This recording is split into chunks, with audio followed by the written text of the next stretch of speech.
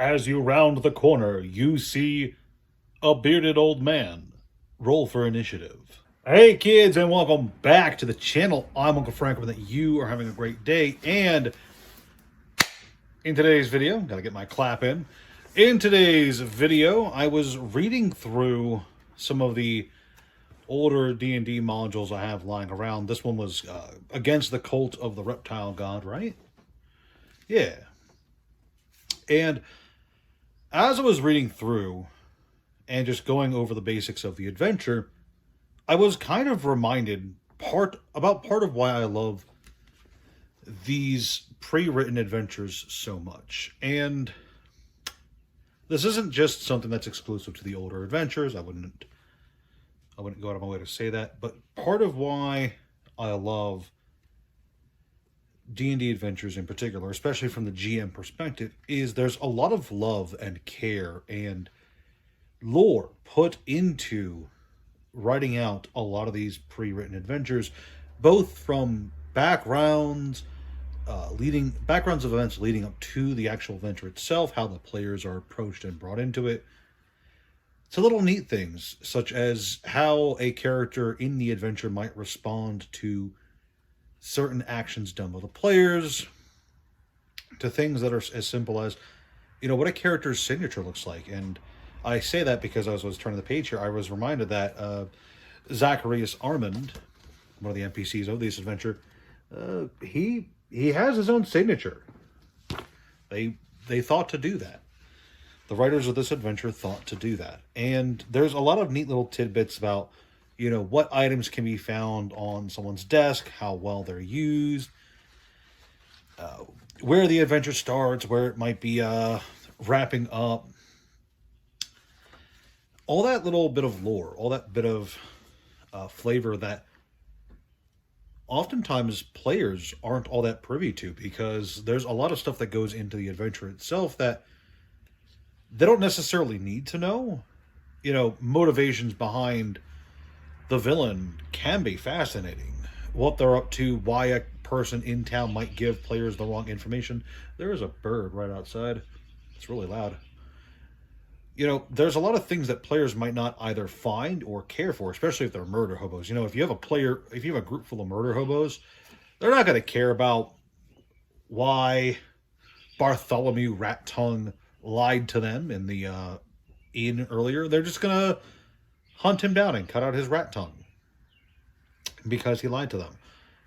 But you, the game master, someone who's reading through these adventures, you're going to find little tidbits, little pieces of lore and flavor that really draw you in. And I'm talking like more than just the map, more than just the unique characters for the encounters. I'm talking about just the overall world building aspect of it.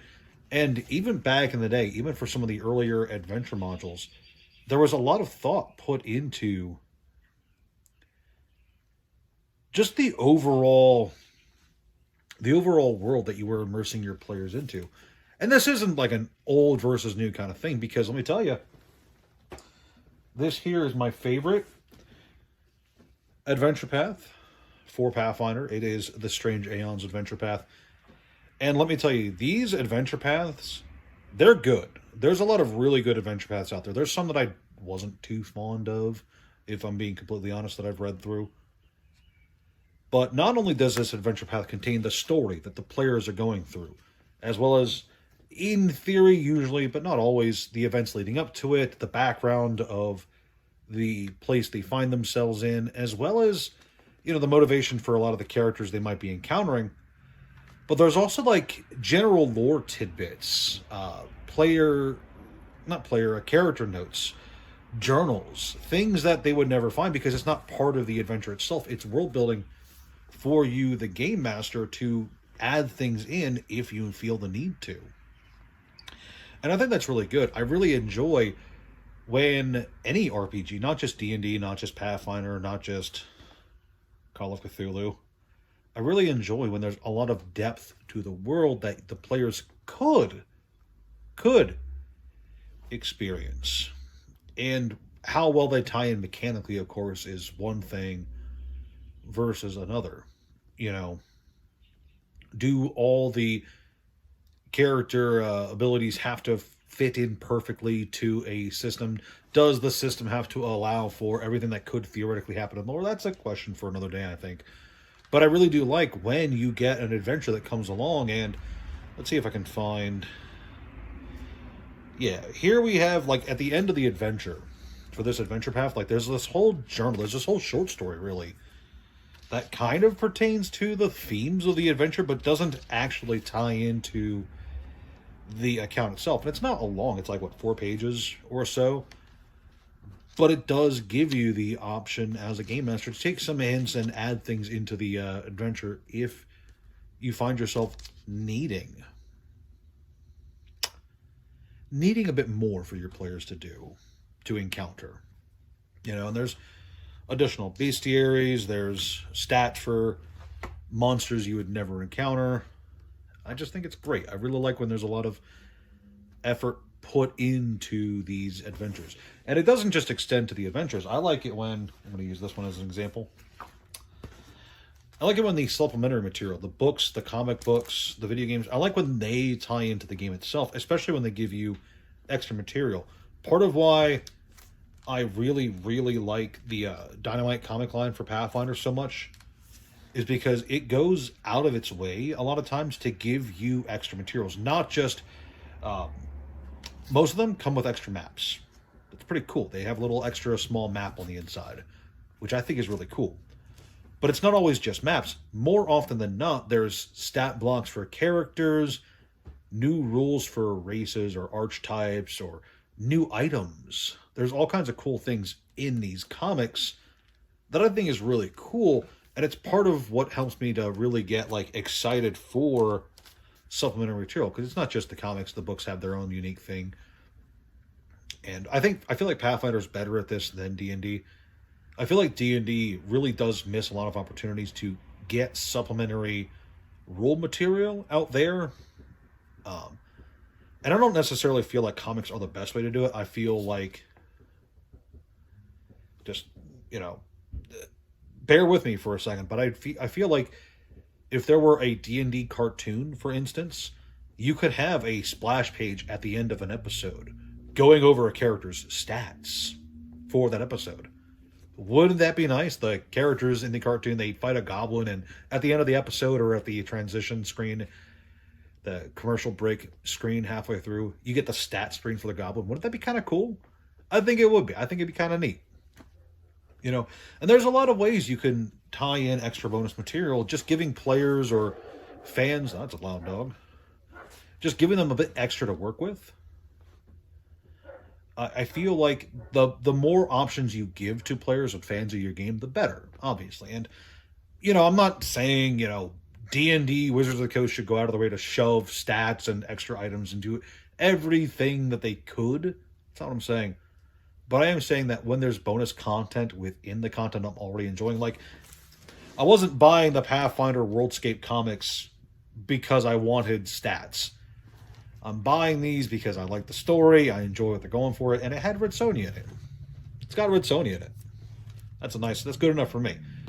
But the fact that this issue has Red Sonja in it, and has her stats in it too, that's just a perky little bonus for me, and it makes me even happier that I picked it up. And I think, when you have those unexpected little bonuses, regardless of if it's extra lore in your adventure or extra adventure in your lore, extra lore in your adventure, extra adventure in your lore. There we go. It's a good showcasing of what I'm talking about here. I feel like just having that bonus is really good, especially if you're trying to build a brand identity or to extend that identity out to as many potential fans as possible. Because at the end of the day, you have to remember that fan bases don't stay static. People leave or join the hobby, and you ideally want more people entering the hobby than there are leaving. So giving them just a little bit of extra reason to find something interesting about the game you're making, I think is strong, and I think that's powerfully motivating. And I just wanted to take the time today to say that I really like how D&D and Pathfinder in particular, I really like how they give a lot of extra stuff. And again, it's not just for the Pathfinder comics. It's not just for Pathfinder Journal. There's new D&D stuff that I think does a really good job of tying world building into mechanics and giving you a bit of extra stuff in the books. So just putting that out there. I think that D&D does it good too. I have more Pathfinder examples because I play more Pathfinder. That's all I'm saying. So that's really all I've got for you kids today. I just wanted to sit down, relax, and just kind of gush over Pathfinder, especially with how invested you could get into a lot of these longer adventures. Strange Aeons, it's a 6-book adventure path. That could take months to get through. By the time that the players are done with it, the players or the GM could get seriously invested in what's going on in the world, and I think that's great. And I just like to see more of it. It's kind of like the little bonus thing. You know how video games used to come with little instruction manuals that had all kinds of neat little either flavor tidbits or just neat little graphics in them? I wish we got more of that. The D&D video games should have come with stat sheets. There we go. I'm going to say it. Baldur's Gate 3 should have come with a little booklet that had the level 1 sheets for all the main characters. That's all I've got today, kids. Thank you so much for watching. I'll see you in the next one. I forgot to mention the trading cards. The D&D Magic the Gathering set had art cards with monster stats on the back of some of them, and I thought that was really cool too. So just putting that out there, Wizards do some pretty cool stuff from time to time.